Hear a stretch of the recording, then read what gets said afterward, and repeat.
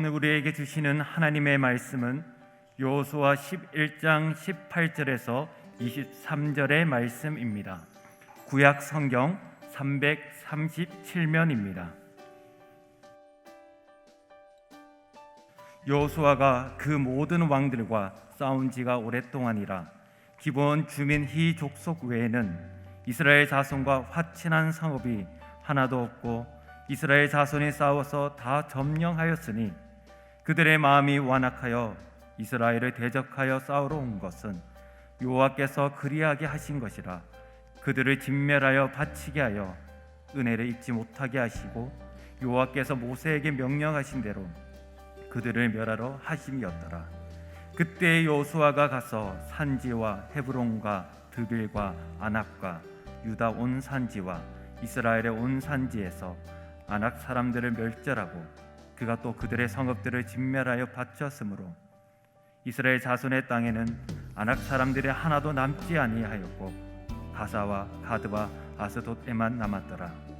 이와 같이 여호수아가 여호와께서 모세에게 말씀하신 대로 그 온 땅을 점령하여 이스라엘 지파의 구분에 따라 기업으로 주매 그 땅에 전쟁이 그쳤더라. 아멘.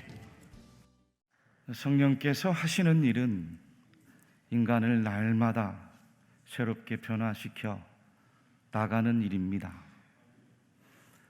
성령님이 임하면 게으른 사람도 부지런하게 되고 성령께서 운행하시면 거짓말하던 사람도 정직하게 변화가 됩니다.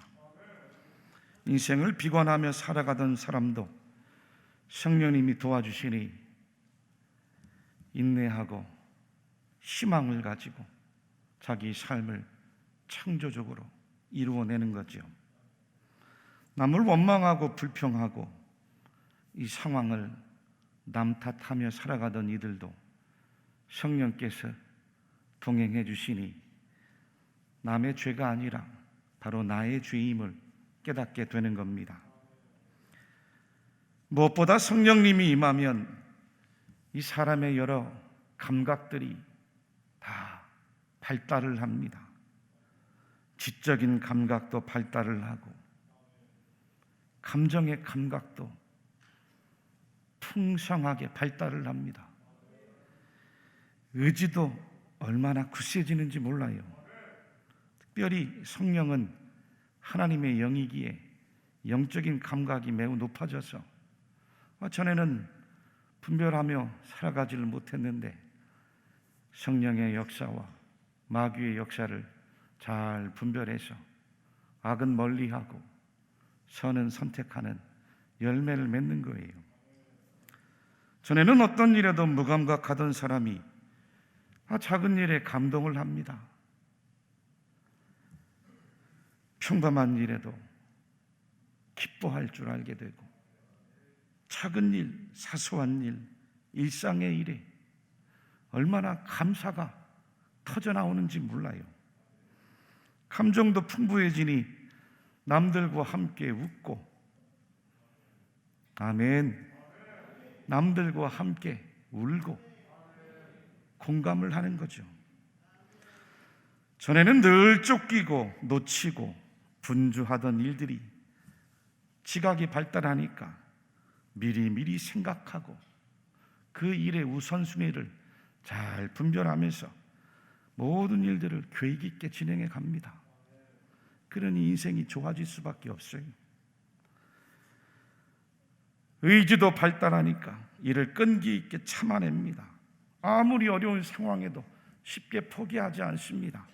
어떤 일이 주어져도 도망치지도 않고 회피하지도 않고 용기 있게 다 처리해 나가는 거예요. 이게 바로 성령의 열매입니다.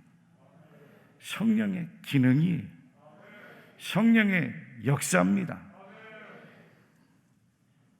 그 중에 제일 중요한 성품의 변화가 뭔지 아십니까? 사람이 아주 섬세해져요. 세심해지는 거예요. 세심하다는 건 작은 일을 허투루 여기지 않고 매사에 최선을 다한다는 거예요. 지미 카터 전 미국 대통령이 자서전을 썼는데 Why not the best라는 베스트셀러를 낸 적이 있습니다. 이 카터 대통령이 해군사관학교를 우수한 성적으로 졸업을 하고 이제 임관을 위해 장교가 되기 위해 면접을 하게 됐습니다. 당시 면접관이었던 리커버란 대령이 물었죠. 자네는 사관학교를 몇 등으로 졸업했나? 네, 820명 가운데 59등 했습니다. 820명, 거의 1000명 가운데 한 50등 정도 했으면 얼마나 잘했습니까? 칭찬을 기대했는데 자네는 최선을 다했는가? 순간 머뭇거렸어요. 자네는 최선을 다했는가? 최선이란 말이 마음에 걸린 거죠. 항상 최선을 다했다고는 할 수 없습니다. 그러자 대령이 하는 이야기, Why not? 왜 그러지 못했는가? 그 한마디가 카터의 인생을 바꾸어 버렸습니다. 나중에 군인으로 살고 공무원으로 살고 정치인으로 살고 대통령의 자리에 이르기까지 Why not? 왜 최선을 다하지 못했는가? 자기 인생을 변화시켜 나간 최고의 원동력이었다는 거예요. 여러분, 지금 우리 인류를 괴롭히는 이 바이러스 병균 가운데 가장 무서운 병균이 뭔지 아세요? 델타 바이러스도 아니고 오미크론 바이러스도 아닙니다. 바로 대충입니다. 대충. 모든 일에 대충이, 뭘 해도 대충 하는 거예요. 공부도 대충, 직장에 가도 대충, 가정에서도 대충, 군대 훈련 가서도 대충, 교회에서도 대충이죠. 지금 하나님 앞에 예배 드리는데도 대충 말씀 듣고 대충 찬양하고 대충 기도하고 헌금도 그냥 대충 하는 거예요. 그렇게 신앙도 인생도 대충 하다 대충 가는 게 제일 무서운 병균입니다. 제일 무서운 인생의 바이러스. 여러분, 성령님의 역사는 대충하지 않습니다. 우리 주님께서 대충 사셨습니까? 얼마나 최선을 다해 열심히 사셨습니까? 공생의 3년, 우리 주님은 머리 둘 것도 없이 매사에 최선을 다하셨어요.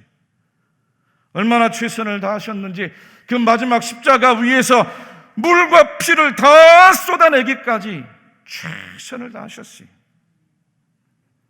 하나님 말씀에 최선을 다해 순종하셨고 하나님의 뜻이 어디 있는지 세심하게 살피면서 그 뜻을 이루기 위해 최선을 다해 살아가신 예수님 모습이 우리에게 인간의 원형으로 그렇게 살라고 본을 보여주신 거예요.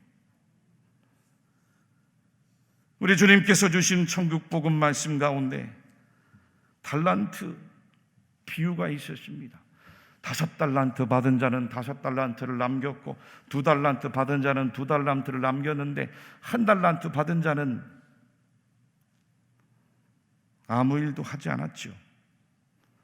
땅에 묻었다고 했습니다. 여러분, 그 말씀의 뜻은 주인의 뜻을 잘 세심하게 헤아렸다면 비록 손해를 보더라도 1달란트 가지고 나가서 열심히 일을 했어야 돼요. 주인이 남겼다고 칭찬한 게 아닙니다. 그걸 받아서 땅에 묻었기 때문에 책망을 한 거예요. 주님의 뜻이, 주인의 뜻이 어디 있는지 제일 세심하게 살피지 않고 자기 생각대로 행동한 거예요. 대충 한 거죠. 외국 속담 가운데 유명한 속담이 있죠. 악마는 디테일이 있다. 무언가 일을 할 때 세부적 사항이 중요하다는 뜻인데, 원래 이 표현은 신은 디테일에 있다 라는 역설적인 표현에서 유래가 되었습니다. 그렇습니다, 여러분. 성령님은 사람으로 하여금 인생을 디테일하게 살아가도록 만들어 가시는 줄로 믿으시기를 바랍니다. 하나님은 작은 일에 충성하는 자를 보시고 큰 일을 맡기시는 거예요. 오늘 함께 읽은 성경 말씀에 보니 이 여호수아가 모든 일에 최선을 다했습니다. 참 잘했어요. 18절과 19절 말씀에 여호수아가 그 모든 왕들과 싸운 지가 오랫동안이라.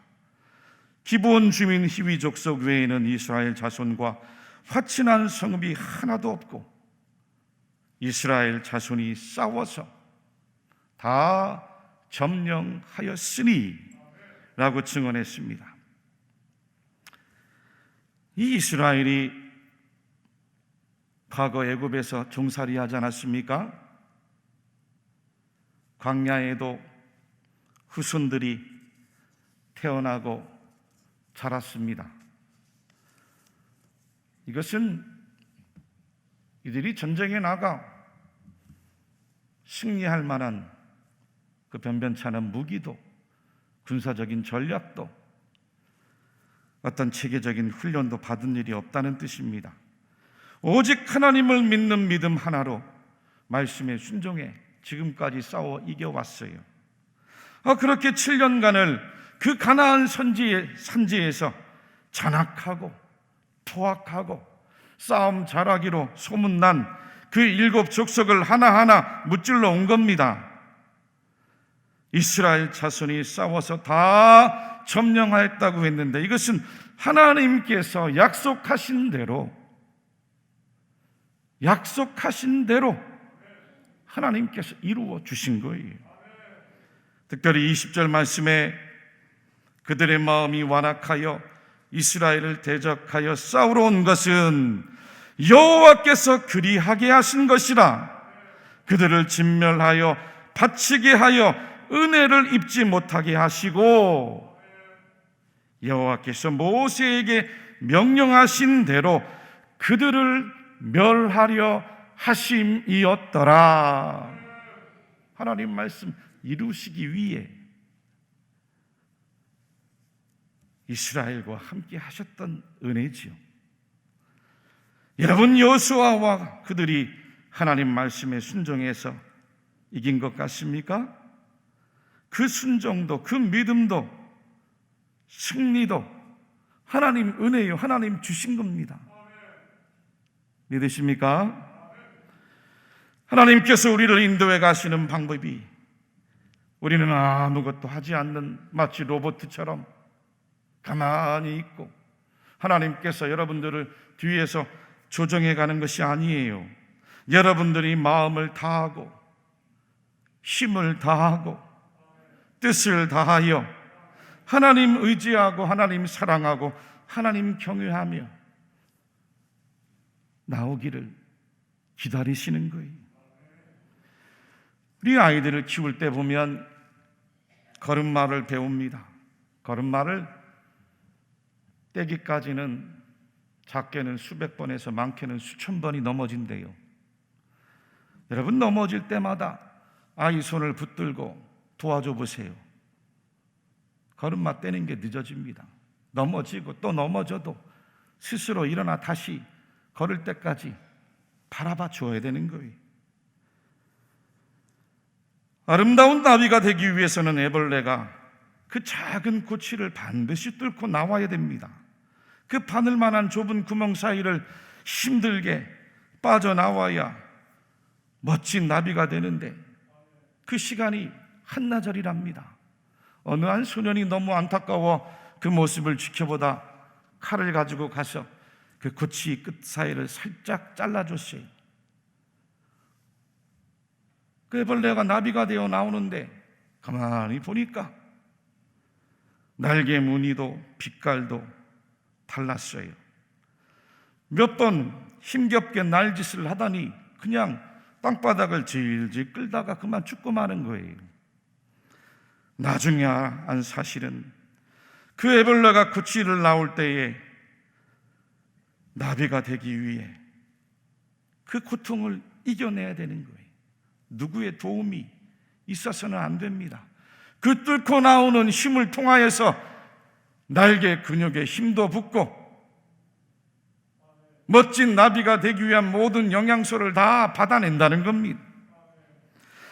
하나님께서 왜 유대 백성들에게 그 가나안 땅을 정복하라고 말씀하시고 오늘 말씀해 보니 가나안 족속의 마음을 완악하게 하여 이스라엘에게 싸우러 나오게 하셨습니까? 영적인 눈으로 보면 하나님의 백성, 하나님의 자녀, 성도들이 힘써 죄와 대항해 싸우라는 거예요. 아멘. 가만히 있어서는 안 돼요. 여러분들 안에 있는 죄와 싸우십시오. 사람하고 싸우지 말고 여러분들 안에 있는 죄와 싸우세요. 하나님께서 우리에게 여리고성이라는 어려움을 주시고 때론 아이성의 실패와 고난 허락하고 허용하신 이유, 그 좌절, 그 실패를 통해 주님만 바라보게 하시는 거예요. 주님만 의지하게 하시는 거예요. 주님만 붙들고 주님과 함께 승리할 수 있도록 기쁨을 주기 위해 잠시 허용하시는 거예요. 너희 안에 행하시는 이는 하나님이시니 자기의 기쁘신 뜻을 위하여 너희에게 소원을 두고 행하게 하시나니 너희 안에 착한 일을 시작하신 이가 그리스도의 예수의 날까지 이루실 줄을 우리는 확신하노라. 그러므로 여러분, 죄와 싸우고 믿음으로 행하여 때로는 넘어진다 할지라도 낙심하지 마시기를 바랍니다. 갈라디아서 6장 9절에는 우리가 선을 행하되 낙심하지 말지니 포기하지 아니하면 때가 이름에 거두리라 분명하게 약속해 주셨습니다. 고린도후서에는 그러므로 우리가 낙심하지 아니하노니 우리의 겉사람은 낡아지나 우리의 속사람은 날로 새로워지도다.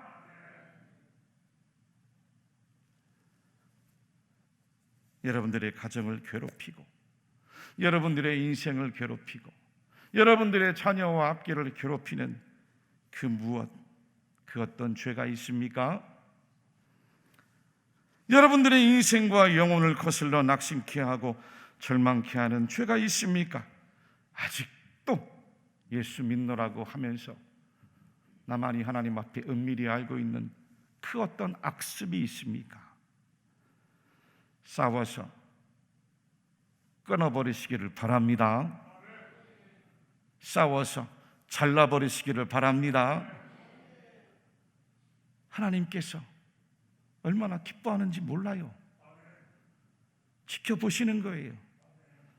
그래야 날 수 있는 영적인 근육이 생기는 거예요. 단단하게 하시라고 기다리시는 거예요.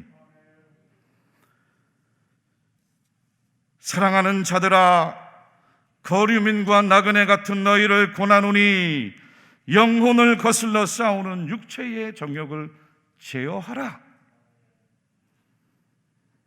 오늘 성경 21절과 22절 말씀 우리 같이 한번 한 목소리로 하나님의 음성으로 듣기를 바랍니다. 같이 한번 읽겠습니다. 시작. 그때에 여호수아가 가서 산지와 헤브론과 드빌과 아납과 유다 온 산지와 이스라엘의 온 산지에서 아낙 사람들을 멸절하고 그가 또 그들의 성읍들을 진멸하여 바쳤으므로 이스라엘 자손의 땅에는 아낙 사람들이 하나도 남지 아니하였고 가사와 가드와 아스돈에만 남았더라. 아멘. 한때 한국교회의 명설교가로 아주 유명한 박영선 목사님이란 분이 계십니다. 지금은 원로가 되셨어요. 이 목사님께서 1994년에 펴내신 구원 그 이유란 책에 이 그리스도인의 영적 성숙과 관련해서 이 가사와 가드와 아스돗을 가리켜서 성도들에게는 화근이라고 말씀을 전하셨습니다. 전에 개역 한글역에는 22절 말씀을 다음과 같이 번역했습니다. 이스라엘 자손의 땅 안에는 아낙 사람이 하나도 남음이 없고 가사와 가드와 아스돗에만 약간 남았더라. 여기서 약간 남았더라 라는 의미가 이스라엘 역사에 화근이 되었다는 거예요. 실제로 성경의 역사를 보니 유대 백성들이 하나님을 신앙하고 영적인 축복을 받는데 그 가사와 가드와 아스돗에 남아있는 약간, 그 약간이 늘 발목을 잡았습니다. 삼손을 괴롭힌 기생 들릴라가 가이사에서 나왔어요. 사울왕 시대에는 유대 병사들을 괴롭힌 거인 골리앗이 가드에서 나왔습니다. 사무엘 시대는 블레셋과 싸움에서 하나님의 법궤를 빼앗겼는데 다곤 신전에 있는 그 아스돗에서 이스라엘에게 어려운 일을 당하게 된 겁니다. 유대의 후손과 미래가 그 가사와 가드와 아스돗에 약간 남아있던 그 영적인 사단마귀 가시가 늘 괴롭히고 하나님의 역사에, 백성들의 미래에 늘 걸림돌이 되고 만 겁니다. 여러분, 명품 좋아하시죠? 별로 안 좋아하시나 보네요. 세계적인 명품에 뭐가 있죠? 샤넬이라든지 루이비통, 그리고 제일 좋은 명품이라고 하더라고요, 에르메스. 여인들이 이 에르메스 백 하나 수천만 원 하는데 갖는 게 평생 소원이라고 하지 않습니까? 근데 사람들이 그 명품을 왜 그렇게 환호하고 좋아하는지 아세요? 브랜드 이름 때문이기도 하지만 사실 명품의 특징이 끝마무리거든요. 마지막 뒷마무리예요. 최고의 품질은 마지막이 바둑을 두더라도 마지막 개가를 잘해야 되는 거예요. 한 집, 반집 승부에 마지막 개가를 하느냐에 따라 승패가 뒤집어집니다.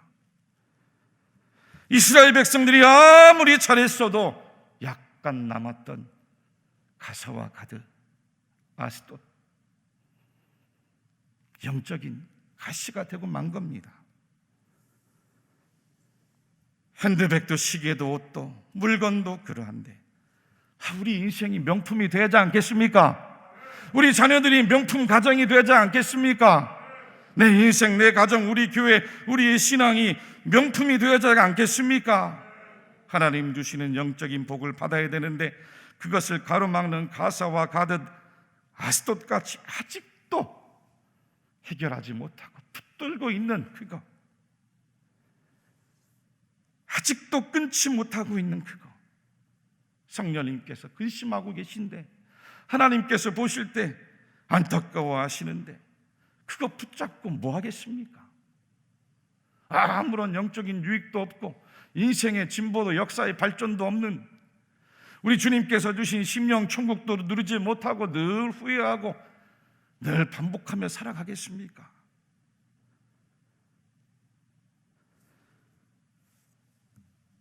길가에 떨어진 마음을 가리켜 우리 주님께서 다음과 같이 복음을 전해주셨습니다. 가시의 떨기에 떨어졌다는 것은 말씀을 들은 자이나 지내는 중 이생의 염려와 재물과 향락의 기운이 막혀 온전히 결실하지 못하는 자요.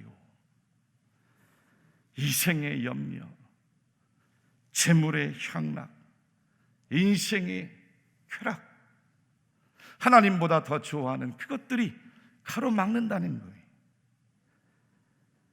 언젠가 시사 프로를 보는데 세계인들이 열광에 빠져 있는 영국의 아주 유명한 프리미어리그 축구 경기가 있습니다. 그 경기만 있다고 하면 밤을 지새면서 본다는 거예요. 그날 그 경기에 따라서 하루 기분이 좋기도 하고 나빠지기도 하고 인생의 업다운이 그거 바라보면서 살아간다는 거예요. 현대인들이 빠져 살아가는 인터넷, SNS, 유튜브 그거 붙들고 바라보면서 거기에 자기 인생의 위안을 참고 살아가니 무슨 천국의 기쁨과 소망과 권세와 열매가 있겠습니까? 사랑하는 교우 여러분들이여, 영적인 신앙의 성숙은 하나님 은혜 주시면 얼마든지 순간적으로 진보가 일어납니다. 믿습니까? 여러분들의 삶에 경계해야 될 하나님보다 더 좋아하는 것이 있다면 잘라버리세요. 다 비질립니다. 신학 시간 지나가면 다 사라질 것들이, 다 소멸될 것들입니다. 그거 붙들어도 또 공허하잖아요. 영원한 진리이신 하나님을 사랑하시기 바랍니다. 말씀을 고파하세요. 기도에 목말라 해보십시오. 예배 드리는 것이 즐거워야 됩니다. 여러분의 인생이 행복이 넘치는 거예요. 오늘 말씀을 주님의 음성으로 듣고 차릴 거는 잘라버리고 버릴 건 버려버리고 하나님 기뻐하시는 하나님 자녀의 길로만 걸어가시기를 간절히 바랍니다. 마지막 신명기 10장 12절 13절 말씀 같이 한 목소리로 읽겠습니다. 시작. 이스라엘아, 내 하나님 여호와께서 내게 요구하시는 것이 무엇이냐? 곧 내 하나님 여호와를 경외하여 그의 모든 도를 행하고 그를 사랑하며 마음을 다하고 뜻을 다하여 내 하나님 여호와를 섬기고 내가 오늘 내 행복을 위하여 내게 명하는 여호와의 명령과 규례를 지킬 것이 아니냐. 여러분들의 인생 안에 있는 하나님보다 더 좋아하는 작은 쾌락들을 경계하십시오.